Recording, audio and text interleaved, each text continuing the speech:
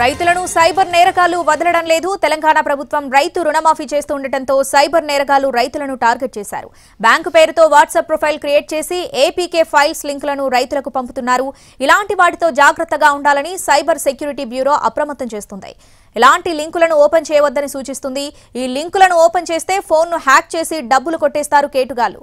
ఎవరైనా అలా డబ్బులు పోగొట్టుకుంటే 1930 నెంబర్కు ఫిర్యాదు చేయాలని సైబర్ సెక్యూరిటీ బ్యూరో ప్రకటించింది.